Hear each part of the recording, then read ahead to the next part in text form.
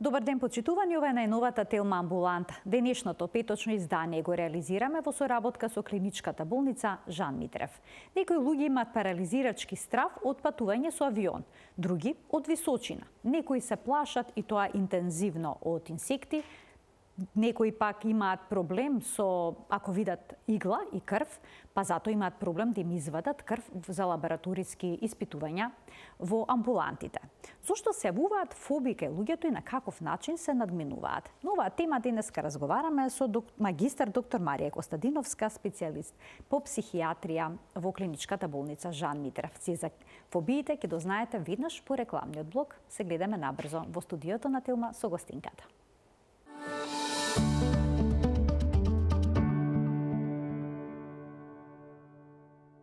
Што се тоа фобии и како да се надминат? Ќе запрашаме магистар доктор Марија Костадиновска, специјалист по психијатрија во клиничката болница Жан Митрев. Докторке, добар ден, добре дојдовте во студиото на Телма. Добар ден, добре ве најдов. Навистина ми е мило што повторно сум дел од Телма амбуланта, каде што ќе може да доловиме дел од секојдневието на оние ментални проблеми со кои што дел од нашата популација се соочува. Докторке, сите знаеме како е да се биде исплашен и како го менуваме однесувањето кога ќе почувствуваме страв. Еве се случува да почнеме да избегнуваме да се движиме по затемнети улици. Што се случува во нашето тело, во нашиот организам кога ќе бидеме облеани со чувство на страв? Интересно е како стравот знае од една страна да биде наш пријател и да не укаже за одредена состојба, но реално при секој доживување на одреден фактор што може да делува стравотно за нас, осеќаме едно срцебиење, трепет околу градите, припотување на дланките, дел од лицата чувствуваат и силна вознемиреност. И тоа е една нормална реакција на стресот, бидејќи на тој начин организмот самиот се припрема за да одговори на факторот кој што го предизвикува моментот на заплашување. Така, бури се или бегај велат, дека тоа е природна реакција на организмот. И тоа се должи практично на излачување на хормоните што се должни за стресот, како адреналин и кортизол, и тие практично овозможуваат забрзување на работата на срцето, на процесот на дишење. На тој начин овозможуваат практично севкупната крв да се насочи спрема екстремитетите, односно да го дадат моментот или на бегање или на бегство. Значи природен механизам кој што природен не штити. Не штити, е под контрола на централниот нервен систем, односно поточно едно делче кој што се нарекува амигдала. Сега кога стравот преминува во фобија? Знаете, има еден дел каде што стравот, кога ние го перцепираме, е добар емотивен одговор на тоа што ние го доживуваме како закана. Но кога одредена работа како страв не препливува и практично е во преголема и несразмерна мера на реалниот момент, представува фобичен дел, фобичен страв. Ние практично не се плашиме од конкретен момент, туку од одредена заплашувачка состојба која што е поврзана со стравот кој што ние го поврзуваме со конкретно. Например, ако стравуваме од темнина, ние мислиме дека темното е она кое што не стравува. Всушност нас не стравуваат непријатните исчекувања поврзани со темницата. Тој страв може да биде парализирачки, може, паничен. бидејќи исклучително силна вознемиреноста која што надоаѓа кај луѓето, тие не може да се контролираат ниту преку процесите што нормално треба да отпочнат како забрзана работа на срце или дишење, туку едноставно веќе тука го офаќа и процесот на размислување и разсудување, и тие ја губат контролата врз себе и затоа велиме дека е еден вид на паралитички страв. А дали фобиите се поврзани со анксиозноста? Постои ли корелација помеѓу овие две состојби? Едното со другото како да се другари, велам, затоа што не можеме да ги избегнеме. Е нормален дел при еден силен страв да постои силна вознемиреност. Сега, дали ако имаме некакви фобии, ќе чувствуваме секојдневни симптоми, или пак ќе ги почувствуваме само кога ќе бидеме соочени со она што сметаме дека е опасност, дали одредена ситуација или објект од кој што се плашиме? Зависи од како вид на фобија страдаме. Постојат едноставни фобии, например, каде што, знаете, конкретно лицата се поврзани, например, со страф од инсекти или страф од животни. И во таков момент, доколку не се експонирани и изложени на инсектот или животното или човекот, тие немаат проблем и функционираат спонтано и слободно. Но ако секојдневно се соочуваат со одредени предизвици кои што кај нив стравот преминува во еден фобичен страв, во тој случај кај нив ќе им го ремети и секојдневието. Може да добијат паничен напад при тоа? Да, апсолутно може да добијат паничен напад и комплетно да не успеат да владеат состојбата. И неколкократно тоа соочување со панични состојби потоа луѓето ги доведува во една избегнувачка позиција каде што тие не се препуштаат на секојдневното нормално функционирање. Ги избегнуваат тие ситуации, но еве да видиме како изгледа паничен напад, кои симптоми укажуваат дека лицето кое што има фобија во одреден момент е преплавено со чувство на страф и доживува паничен напад. Тоа се чувство на вртоглавица, нестабилност, потоа чувство на гушење или краток здив, потење, силно чукање на срцето или забрзана работа на срцето, мачнина и кнедла во грлото, страф од умирање или одвојување од телото, страф од губење на контролата. Сето ова се јавува како симптом или пак може да биде изолирано? Измешано е. Може да биде комбинација на 2-3 симптома или може да биде толку силно што велат не можев да издржам болката, ми идеше да се откорнам од толку што болеше. А тоа е нешто налик на ова што скоро го спомнавте како при крај, односно да го доживеат како еден вид на одвојување од телото. Силината, односно чувството, потребата да избега таа болка душевна која што им предизвикува страдење да се оттуги. И чувствуваат како да го напушта телото? Не до степен да го напушта туку, да може да го одвојат од себе. Да се одвојат. Може да се изгуби свест од толку силен страв? Може да се изгуби свест. Навистина може да се изгуби свест, бидејќи луѓето во даден момент не знаат како да се справат со состојбата. Дали еве поискусениот паничен напад, поискусениот страф од одредена фобија, потоа лицата се чувствуваат депресивно, може ли да паднат во депресија поради сето ова? После еден паничен напад нема да западнат во депресивна состојба, ниту по прво некое фобично соочување. Но она кое што ако трае континуирано и подолго време и ги онеспособи во квалитетното и секојдневно функционирање, потоа луѓето сваќаат дека не го уживаат животот и благодетите на животот. Им се одразува во квалитетот на живењето, немаат доволно концентрација, внимание, се повлекуваат, не одат на работа или на училиште. Им се одразува во квалитетот на спиење, на памтење. И знаете, потоа веќе се провлекува како една анксиозна и не само анксиозна, туку и депресивна состојба. И понекогаш дури фобиите се смета дека може да биде причина и за развој и на биполарно афективно расстройство или пак да биде причина за луѓето да почнат да употребуваат психоактивни супстанции како алкохол или некои други. А на која возраст обично се јавуваат фобиите? Фобиите се јавуваат уште од детската возраст. И вака и во литература и од пракса знаат мајките да кажат дека малце ме снема како детето веднаш да ми реагира. Ама мислам дека првите посериозни фобии некаде се поврзуваат со третата, четвртата годишна возраст и стравот од темнина. Мада фобија секогаш може да се развие и подоцна во животот и чинам дека колку повеќе стануваме свесни за својот страв, така и за фобијата. Не само тоа, туку како одредено наше однесување може да има реперкусија, може да биде и или како одреден травматски настан се одразува на нас и како потоа ние реагираме по одредена доживеана травма, да биде причина за подоцнежно соочување со фобија, например како луѓето кои што се каснати од кучиња.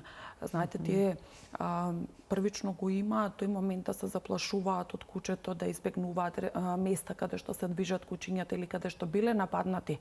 Но ако не успеат да го надминат овој страв, особено во временски период од 6 месеци, тогаш збориме дека станува збор за фобија од кучиња. Значи едно травматско искуство, да речеме со каснување од куча, може да ни создаде фобија од тоа животни или воопшто од животни? Конкретно од куче. Ајде да ги видиме конкретните стравови, како ги нареков уште едноставни, еве ние неколку издвоивме, а тоа се страв од живи суштества, мачки, кучиња, инсекти, змии, глодари, потоа природно обкружување, висина, вода, мрак, ситуации како летање со авион, потоа тунели, посета на забар, телесни, крв, повраќање, инјекции, сексуални фобии. Значи ги има навистина многу, но се конкретни, станува збор, значи страв од куче, од маче, од инсект и така натаму. Од кловнови, од одење на лекари, страв да возат по планински масиви или да летаат со авиони или да се движат низ тунели. Постојат луѓе кои што имаат страв и во движење во лифтови, па тие, знаете, си се качуваат 12-15 си одат по скали. Што не е лошо за здравието, нели велат за кондицијата. Но за психичкото здравје очигледно не е добро да се избегнува да се влезе во лифт. Колкав дел од оние кои луѓе што имаат, да речеме, паничен страв од патување со авион или пак од возење со автомобил и од тунели, воопшто не патуваат? Да, голем дел, всушност не можеме да речеме во целост голем дел, но еден дел од луѓето навистина знаат да избегнат, бидејќи кај дел од нив толку е силен стравот што тие не размислуваат и како да ја губат волјата да размислат за да се соочат и да се справат. И навистина нив ги ограничуваат. Познавам луѓе кои што би патувале со автомобил или со воз неколку дена, но не би се качиле во авион. И не би се качиле или би патувале со преко океански бродови, само да го избегнат летот со авион. А рачунете колку тука губат и во време и во уживање за предвидената дестинација. Бидејќи така. Од сите овие стравови што ги наброевме, вела дека стравот од мрак е всушност најчестиот. Може ли тоа да се развие доцна во животот, кај некое возрастно, старо лице, одеднаш да почне да чувствува страв од мрак? Може да се јави во подоцнежната возраст, иако најчесто се поврзува со детскиот период. Но стравот од темнина е поврзан со соочување со одредена траума, за кое што лицето може би да е директно вклучено или пак да биде сведок на силен трауматски настан. И особено ако настанот се случил во ноќните часови. Така кај тие луѓе осеќаат дека не можат да истрпат период кога се затемнува деноноќието или да имаат потреба да останат во домашните услови кога веќе е темно, се плашат да престојуваат во соба која што не е осветлена, да пристапат во изба која што нема прозор или дневна светлина, или пак веќе избегнуваат дури и самата помисла на темнина кај нив создава таква силна вознемиреност што навистина тие после 18 или 19 часот не го напуштаат просторот.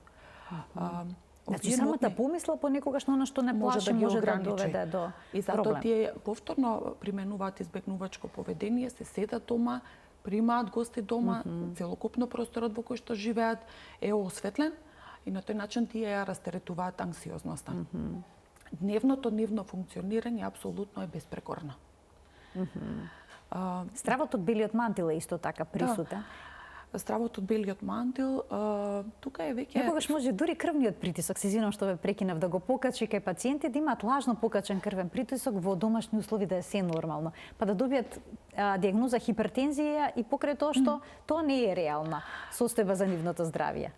Тоа е апсолутно повторно не само страв од белиот мантил, туку соочување со здравствената сопствена состојба и дали воопшто тие се добри, кој ќе биде исходот од резултатите и тоа е всушност она кое што кај нив ќе вознемирува и предизвикува да ги имаат овие телесни манифестации. Забрзана срцева работа која што дури може да достигне и 140 удари во минута или например покачен крвен притисок и 200 со 120 што секако е нормни вредности.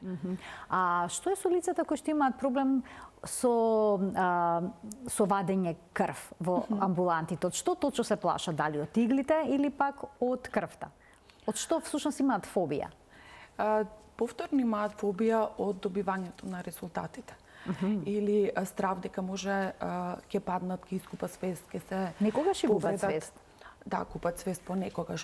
И од тие причини веќе современата медицина и лаборанти се обучени да ги, знаете, малце растеретат од оние стравотни доживувања, им кажуваат и нормализираат дека е во ред да почувствуваат страв, им објаснуваат постапката, им воспоставуваат комуникација, им велат не се секирајте и навистина веќе и столиците се прилагодени за потребата на вадење на крв, им велат ако ви се случи да се почувствувате малце омалаксано, слободно кажете ни, ние ќе престанеме со интервенција интервенцијата и тука веќе навистина луѓето попуштаат и слободно и непречено се вади крв. А потоа им се остава простор од минута-две да си дојдат при себе за навистина да не се случи колабирање. Мада повторно ќе кажам, столиците се соодветно прилагодени за да имаме добра циркулација. Докторке, значи тоа дека овие лица имаат фобија од вадење крв? Се работи за фобија? Фобија. Тоа е изолирана фобија. Изолирана фобија, но има и комплексни фобии, можеме да ги погледнеме и тие. Ги има многу, но ние ги издвоивме оние кои што се најчести, а тоа се социјалната фобија, агрофобијата и клаустрофобијата. Ќе започнеме од социјалната фобија. Дали нечија срамежливост е исто што и социјална фобија? Не е исто. Знаете, сите ние сме се нашли во ситуација кога во даден момент сме биле малце по-срамежливи. Да се појават во јавност, така? Да, кога ќе се појават во јавност или во одредена непозната состојба, да се прашаат што и како ќе се одвива текот на таа средба. Може да е резултат на одредено претходно искуство или каде што се предпочитало одреден перфекционизам во животните стилови. Дел од карактерот на личноста и претходното искуство. Знаете, срамежливоста е многу бенигна состојба за разлика од социјалната фобија, бидејќи тоа представува и така наречена социјално-анксиозно расстройство. Од тука луѓето, знаете, при изложување на некој социјален настан, тие се тревожат дали евентуално настанот ќе предизвика тие да бидат омаловажени, обесправени, критикувани, извреѓани. И од тие причини тие практично избегнуваат одреден настан. Например, кај дел од луѓето кои што имаат јавен настап, знаат во даден временски период да се зацрвенат по лицето, по вратот или рацете да почнат да ги кријат зад грбот, да имаат зачестен нагон за уринирање. Толку има нели забрзана срцевата работа и тоа е интересен момент дали они навистина ќе успеат да се совладаат за да продолжи понатака нивната презентација. Исто социјалната анксиозност представува момент кога дел од луѓето се поканети на одреден свечен момент или присуство во кино, театар и нивната лична несигурност, предоминантно тука станува збори за одредена лична несигурност и намалено чувство на себе вреднување.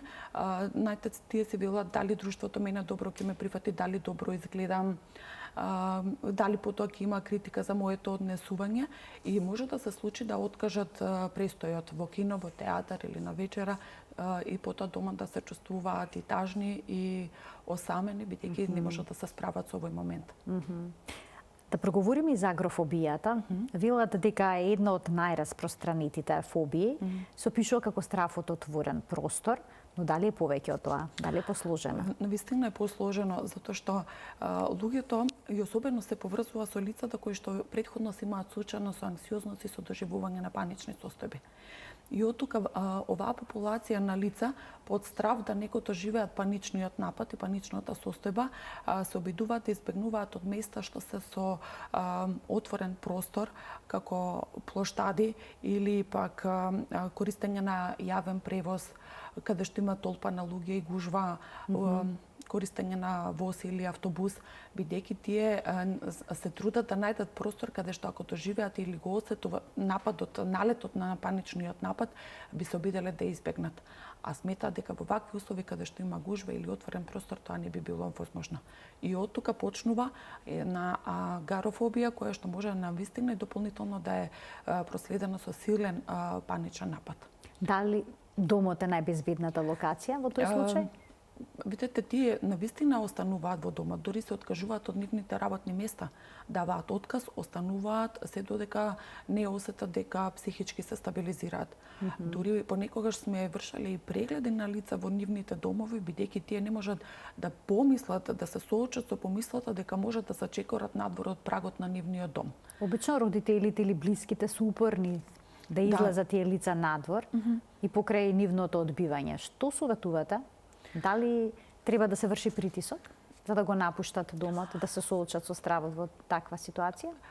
Треба да пристапи лице кое што е, знаете, доста спонтано, храбро, кое што со своите примери како се соочувало со дадена состојба на страв или одредена фобија, успеало да надмине.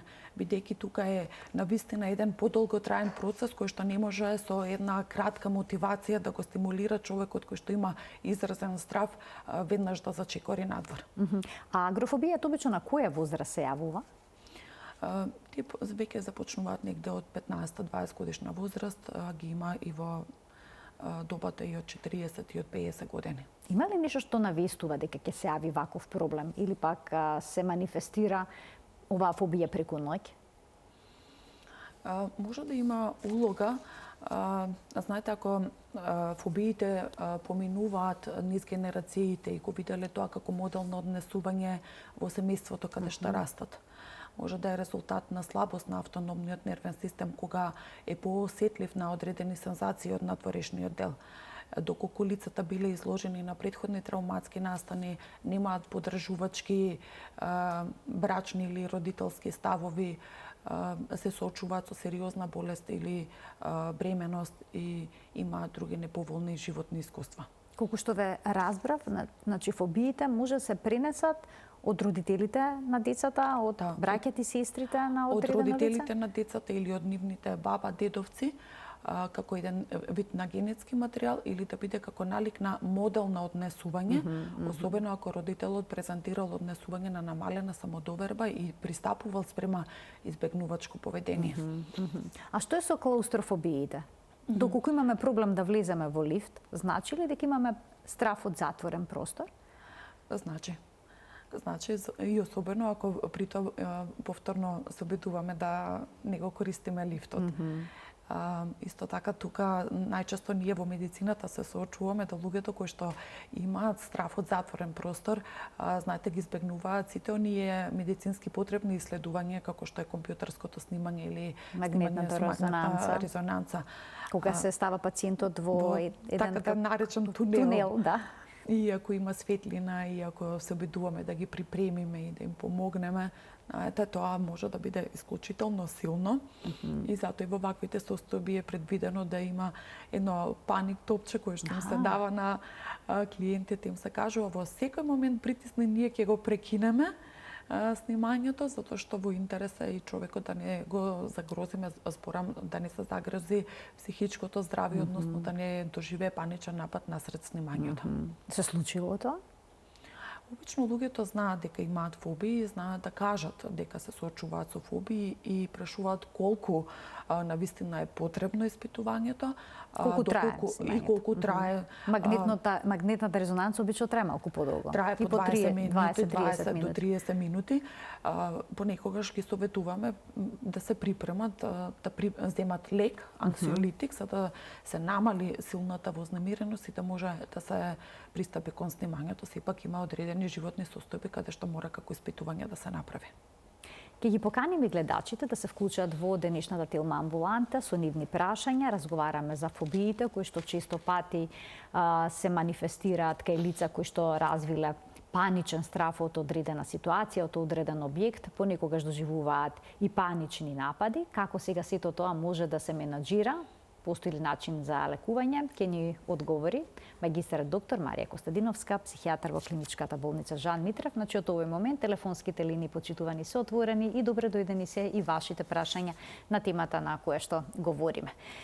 Кога некој лице има фобија од комплексна или пак конкретна фобија, колку време треба да ги чувствува симптомите на страв, на интензивен страв, за да се јави на лекар? Дали веднаш штом почувствува промена во своето однесување треба да појде на психијатар или пак треба да се почека одреден период, може би проблемот да се реши само од себе? Доколку станува збор за интензивни состојби на вознемиреност и страв, проблемот сам по себе нема да се реши.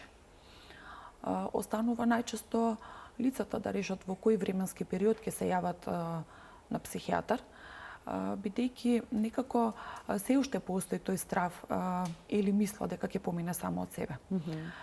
Пожелно е што се следи дека се зачестуваат паничните состојби, дека например во рокот ден на недела има серија на 3-4 панични состојби, дека вечерите се проследени со несоница, дека утрената тешко се започнува и постои страв што ќе биде денот, што ќе донесе денот. Веќе тука е навистина пожелно да се јават за психијатриски преглед и да се утврди нивната состојба. Многу е битно, бидејќи колку понатака останува неразрешено психичкото здравје, навистина го ремети секојдневното функционирање на луѓето. Се одразува на телесното здравје во смисол на покачување на крвниот притисок, останува подолго време како таков покачен, забрзана срцева работа, потоа се јавува страв, дали е во ред нивното телесно здравје, прават серија на телесни испитувања и потоа се повеќе и повеќе само се продлабочува стравот. Одат на боледување, почесто ги нема на работното место, се соочуваат со одредени критики заради тоа што не се на работно место, потоа дополнително ги оптоварува нивното ментално здравје. А ако се деца кои што се соочуваат со овој проблем, знаете, па им е тешко зашто не се со другарчињата, што се случува поинакво од нив, се повеќе се повлекуваат и повторно ќе речем особено дека помладите се соочуваат и со дополнително во адолесцентен период и можности за криза во идентитетот, тука веќе и кревкиот период кога може да посегнат кон употреба на алкохол или некоја друга за да се смират. Затоа препознавањето на симптомите е многу пожелно за да се обратат кон својот матичен лекар и истиот да ги пренасочи во центрите за ментално здравје. Дали советувате да се говори за проблемот од аспект на некоја психотерапија? Пожелно е да се говори за проблемот, затоа што кога збориме за проблемот, секогаш кажуваме и како ние сме се соочиле со стравови, како сме ги надменували. И тоа е добар пример за луѓето, за да сватат дека само тие немаат страв, туку дека тоа е нормална состојба во нашиот животен тек. И тогаш, знаете, кога ќе се нормализира процесот, им се олеснува и сваќаат дека, знаете, дека нема да полутат, дека не се тие некое чудо на овој свет, туку дека сите ние како луѓе во даден временски период се соочуваме со страв. Ќе ги вклучиме гледачите, ќе им дадеме предност. Добар ден за првиот од нив. Добар ден. Дали се слушаме со првиот гледач во денешната Телма амбуланта? Добар ден. Доколку не успееме да го вклучиме првиот гледач, еве да му дадеме шанса на вториот, кој што исто така очекува да се вклучи во денешната емисија со свое прашање. Добар ден. Ве слушаме, повелете. Голем поздрав, прекрасна емисија водите. Ви благодарам. Ќе ве молам за две прашања, ако можете да ме одговори докторката. Така. Имам внуче 14 години. Страга е у авион да се качи и у автобус. Нема шанса да се качи. За внучето, а за мене, ја у темница, струја ако снема, ми се чини готово гушиме, и голема гужва и од вода ме страи и висина. Па ќе ве молам што може докторката да ме објасни да надминемо тие стравови. Така, убаво прашање. Ви благодарам за вклучувањето во Благодарам програм. се најубаво. Да. Баш во контекст Убав ден ви посакувам и вам. Убав ден и благодарам на прашањето, дури во прилог на сето на кое што го кажавме, дека некако стравовите поминуваат и се наследуваат и поминуваат пренесуваат од генерација генерациите. на генерација. Еден од типичните примери дека се соочуваат со агарофобијата. Но кај детето очигледно имаме и мешање на повеќе фобични моменти каде што имаме и клаустрофобичен дел. Така да она кое што е пожелно и навистина меѓу останатото да се обратат до лица кои што работат во менталното здравје. Треба да им се објаснат први техниките како луѓето првично може да се дадат помош. Едно од техниките е длабокото дишење, потсетување на некои моменти кои што носеле пријатни спомени, кога се во дадена прилика соодветна да применат техника на мускулна релаксација. Тие се техники за самопомош.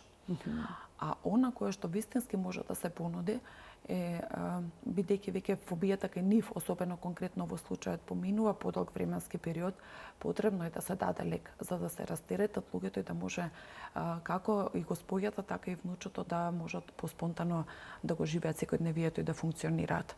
Доколку во детска возраст се јави страв од мрак, од темнина, Советувате ли децата да спијат со вклучено светло во собата? Дали на тој начин можеби ќе се надмине стравот и нема да премине во фобија? Обично се смета дека детските фобии поминуваат сами по себе и дека се краткотраен временски период. На почетокот, ако е интензивен стравот, пожелно е децата да спијат со светло, но да им се укаже дека тоа е нешто што е минливо и тоа е потребно. Знаете, особено бидејќи кај децата треба време во смисол малце да пораснат, за да може адекватно мисловниот тек да се формира, вниманието активно да се создава како целина на психичкиот апарат кај нас како лица и да може да ги поврзуваат опасното од неопасното, причинско последичното поврзување. Тогаш веќе децата сами по себе со текот на времето ќе се растеретат од стравот. И обично тука не ни е потребно лекување, само објаснување дека нема ништо стравотно и дека тука се и тато и мама кои што ќе помогнат или браќе, сестриче ако делат заедно со оба. Така, да видам дали го имаме гледачот на линија повторно. Добар ден. Двајца гледачи имаме. Добар ден за првиот од нив. Повелете. Добар ден. Ве слушаме, во програма сте. Добар ден. Добар ден, во програма сте, го очекуваме вашето прашање. Поздрав. Поздрав и до вас. Сакам да прашам едно прашање. Имам внуче 6 години. Така. Од пред некој известно време почна многу да се плаши, значи оди на училиште, почна да не сака да оди на училиште, чувствува некој страв, не сака да искача надвор. И некогаш и така припискува за некои работи, ако не се дозволат. Што треба да направиме? Така, што да се преземе во оваа ситуација? Ви благодарам за вклучувањето во програмата. На која возраст само уште еднаш? На 6 години. 6 години, 6,5 години. На 6,5 години. Ви благодарам за вклучувањето. Пријатно и убав ден. Школските фобии се нешто нормално да се јават со почетокот на годината. Септември, октомври месец, особено ако детето е прваче. И тука се очекува да се појави така наречена школска фобија. Но со оглед дека веќе е февруари месец и доколку е отпочнат одреден временски период, не станува збор само за школска фобија, туку најверојатно има нешто за кое што детето се заплашува во секојдневието, кое што треба навистина стручно лице од областа на детската психијатрија и психологија да го преку разговор и преку преглед да го воочат кај детето. Значи вашиот совет е да се обратат кај детски психијатар? Кај детски психијатар и кај детски психолог. Кај детски психолог за да се утврди зашто се работи. За да се утврди која е причината зашто детето е така растревожено, зашто се плаши, зашто избувнува во реакциите секојдневни, затоа што очигледно не само што е анксиозно, туку има и одреден страв, ама понекогаш и кога постои тој страв, ние знаеме така како поимпулсивно да го манифестираме. По светот толку се вообичаени фобиите од патување со авион, па и најдов и со автомобил, што постојат психотерапевти кои што имаат тесна специјалност за тоа. Што всушност се работи кај овој тип на фобии? Дали можеби изложувањето на стравот е решението? Едноставно да влеземе во авион и да успееме да отпатуваме на некоја подалечна дестинација или пак поблиска, sejedno. Може пократок лет за почеток. Знаете што мора полека да се одвива и да се направи. Како најпрвен мора да се отпочне и пожелно е да се отпочне со когнитивно-бихевиоралната терапија. Што значи тоа? На тој начин се објаснува промена на процесот на размислување поврзан со начинот на летање. Се објаснува колку е безбеден авиосообраќајот, колку е развиена технологијата за правење на авиони, колку се безбедни летовите. Со статистички податоци Статистички податоци. Потоа, знаете, правиме експозиција, односно изложување на клиентот. Тоа, например, може да се направи со тоа што му се задаваат слики од авион, слики од аеродром, му се окажува да отиде и да гледа слетување и полетување на авиони и така да се обестрашува. Но исто има и алатки кои што овозможуваат десензибилизација Знаете, кога, например, за возење на автомобили, тоа е како една алатка каде што му се дозволува да управува со автомобил, ама представено преку компјутерска технологија. Со симулација. Со симулација, каде што лицето потоа веќе успева да го вози автомобилот, успева да вози право, успева да вози кривини, успева да вози на горници или на долници, во гужва, сам или во присуство на друг, и кога ќе ги помине тие етапи, самиот чувства дека му се враќа сигурноста и стабилноста. И тука веќе е способен самостојно да управува со возило. Навистина постојат луѓе во секојдневието кои што се соочуваат со страв да полагаат за возачки испит, бидејќи тие едноставно има страв да влезат и да превземат одговорноста од управување на возилото. Имаме повторно гледачи, ќе добијат предност и ќе ги вклучиме во денешната емисија. Добар ден! Добар ден за следниот гледач во денешната Телма амбуланта. Се надевам дека успешно ќе се вклучи. Добар ден. Добар ден. Ве слушаме, повелете. Ало, ме слушате? Да, одлично, ве слушаме, повелете. Така, јас сум особа на 80 години. Така. И имам многу страв. Уште како дете сум исплашена од куче и од мачка. И денеска се плашам од кучиња и од мачки. Меѓутоа, најголем страв имам доживеано пред неколку години.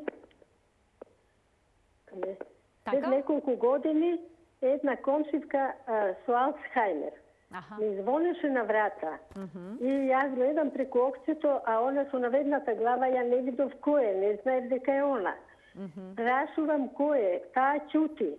Ја пак прашувам кој е, и таа ќутише и најднаш почна да ми ја треска вратата, да лупа, мислам дека ќе ми ја скрши вратата. И вие се извадивте од памет. И после тоа, откако ми влезе тој страв, верувајте, и денеска се плашам, поготово навечер. Еве, дома сама сум и се плашам многу. Така, што не може знам како да го надминам тој страв. направите за да го надминете. Ви благодарам за вклучувањето во програма, повелете, докторке. Ете како траумата се одразува за да се појави страв од нокното време. Навистина е пожелно да се јавите за психијатриски преглед и да се отпочне лекување на состојбата. Тука конкретно навистина треба да се даде антидепресив, бидејќи подолго време се соочува со стравот и станува збор за една посензибилизирана личност која што има фобии уште од младоста, а се провлекуваат веќе и на оваа годишна возраст од 80. Кога би се очекувало да се намалат? Веќе потешко дека ќе се намалат, бидејќи опаѓаат когнитивните функции, можноста за флексибилност на механизмите за одбрана кои што треба добро да функционираат нели на 40, 50 или на 30 години, но на 80 не се дотолку флексибилни. Така. И затоа стравовите обстојуваат и само се накалемуваат. Значи, задолжително да направи една консултација со психијатар за да најдат решение. Терапија, така. И терапијата сметате дека би била тука најдобра решение. Уште еден гледач ќе вклучиме. Добар ден. Добар ден за следниот гледач. Добар ден. Ве слушаме, повелете. Вака, првен поздрав до вас во емисијата. Ви благодарам. И би сакал да прашам докторката, јас сум релативно млад човек, имам проблеми, односно страв, при посетување на банки, молови, интервјуа, да кажеме, и слично. Значи, одма ми се јавуваат некои нагони на повраќање. Така, па претпоставам барате решение како да го надминете овој проблем, што ви задава сигурно. Со антидепресиви дали би имал некаков ефект? Така. Ви благодарам за вклучувањето во програма. Што советувате, докторке? Навистина е една компилација на фобични состојби. Пошто драматично го нарушува квалитетот на животот. Не може да се влезе во банка или пак во мол. Му создава нагон за повраќање, знаете, тоа луѓето ги некогаш некои имаат вртоглавици, не може да дишат. И од тие причини, навистина и тука се советува да се започне со терапија. Антидепресивниот лек ќе си даде свој ефект. На почетокот можеби доколку се силни состојбите на вознемиреност, кога се движи во надворешната средина, да се даде и анксиолитична терапија, бидејќи за некој антидепресивен лек да проделува потребни се 3 недели. Во тој временски период ни помагаат анксиолитиците. Анксиолитици, што се тоа? Тоа се лекови за смирување на вознемиреноста, за опуштање, тоа се од групата на диазепам, лексилиум, алпразоламот, лоразепамот, деметринот, но тие лекови како такви треба да се користат краток временски период, бидејќи создаваат зависност. За разлика од тоа, антидепресивот на долги стази, значи ја враќа квалитетната функционалност на лицата, им дава оптималност во функционирањето, да се спокојни, сталожени, смирни, го редуцира стравот, вознемиреноста и како синдром на зависност не е поврзана со антидепресивниот лек. Уште еден гледач ке вклучиме. Добар ден. Добар ден, среќен ден. И на вас исто така. Повелете. Кој е вашето прашање? Моето прашање, јас сум на 71 годишна возраст. Така. Живеам сама. Ми почина брат, мајка и татко на раце. Така. Имам сестра во Канада. Бев кај неа пред 5 години, со неа натам отидов, кога изнасам на мајка ми, ама зет ми не беше добар со здравјето, јас од стрес на стрес отидов. А отидов више да не се враќам назад, бидејќи сама нема со кого. И не можев да издржам 5 месеци, седев и се вратив, а имав шанса да останам таму. Како дојдов од таму, јас еден страв, што да ви кажам, вртоглавици, зуење во ушите, нозете ми откажа, целата сум како парализирана, ми е страв. И сега почина зет ми, ме вика да идам, јас не смеам ни звукот на авионот да го слушнам. Се затворив дома, ми смета ако влезам во продавница, ми смета гужвата, ми смета климата. Се плашам да излезам напор, 2 пати имам паднато, имам миниер и центар за рамнотежа и зуење во ушите тинитус.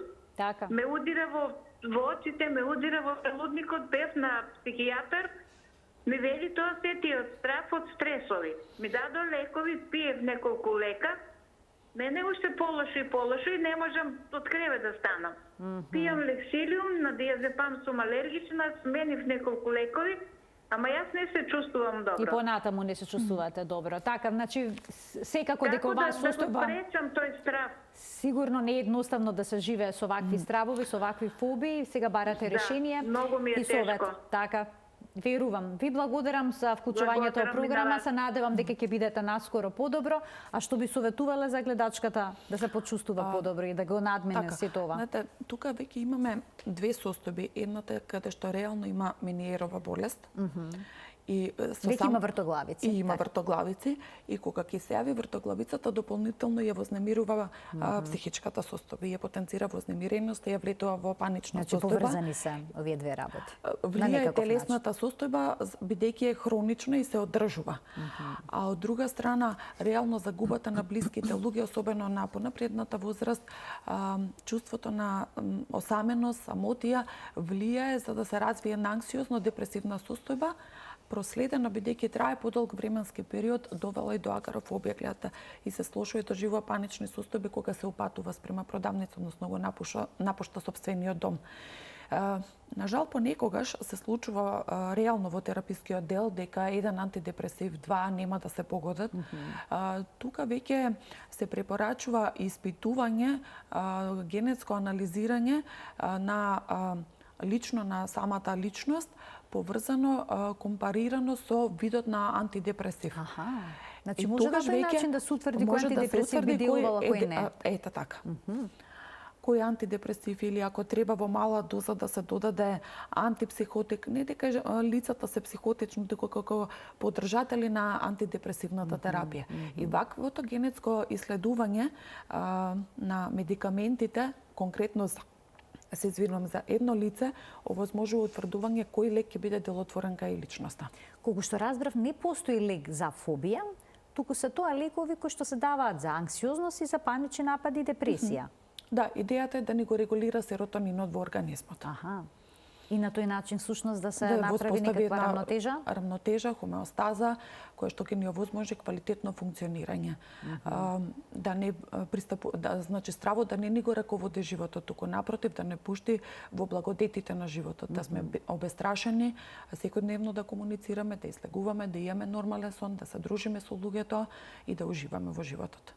Дали им советувате на оние што ќе дојдат кај вас оваков проблем да почнат да работат на себе си, да почнат да копаат длабоко во себе и да пронедат што може би бил тригер факторот за еден ваков проблем? Да, секогаш се трудам да иде лекувањето паралелно со психотерапијата. Затоа што лекот навистина ќе го постигне својот ефект. Но тоа кое што е битно и пресудно е навистина ние да утврдиме кој е оној вистински момент кој што кај нас го отпочнал процесот на силна вознемиреност до степен на фобија. А како ние можеме да помогнеме на некое блиско лице кое што гледаме дека страда од одреден тип на фобија? Да даваме примери од како ние сме го надменувале тој дел или да прочитаме литература за конкретниот страв на човекот, па како би можел да се соочи. Да, например, ако човек има и страв од движење со лифт, полека да ги представуваме, ние да даваме таа терапија на изложеност, односно да збориме за лифтот, за безбедноста на лифтот, да преку разговор да го дознаеме што е она што го плаши. Не го плаши лифтот, туку го плаши работа поврзана како непријатно исчекување од патот додека се движи со лифтот. Кога ќе ги дознаеме вистинските причини, потоа може самиот човек со увидот што го стекнува со себе да се растраши на еден начин. Да разговара сам со себе и да се убеди можеби дека тоа не е проблем, да се соочи со стравот. И добро е потоа да се покажува, да се постепено изложува. Например, да влезе во лифт, па да влезе до првиот кат, па потоа да иде до третиот кат и слично.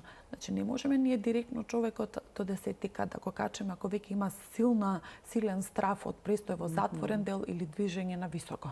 Мора да го почитуваме неговиот страв и полека заеднички да го надминуваме, да се понудиме да бидеме заедно со лицето. Еве заедно ќе идеме, ако нешто се случи тука сум да ти помогнам, да му покажеме ако почувствуваш дека срцето почнува да бие посилно или се препотуваш, почни да си дишеш со отворена уста, мисли на нешто убаво.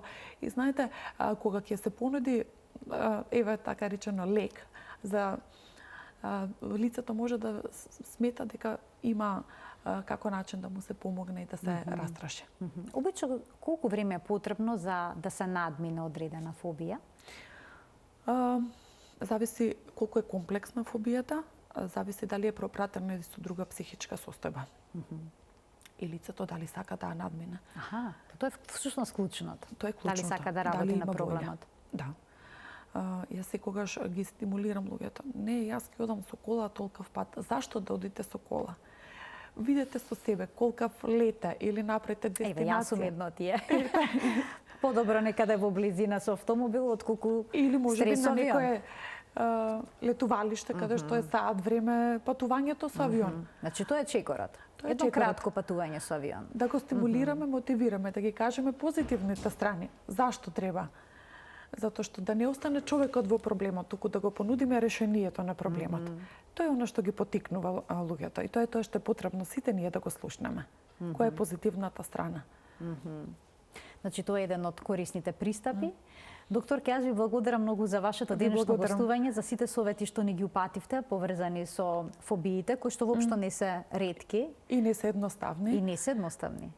Но мило ми ако на некој начин допрев до нашите гледачи, ако помогнав, стојам на располагање за било каков совет.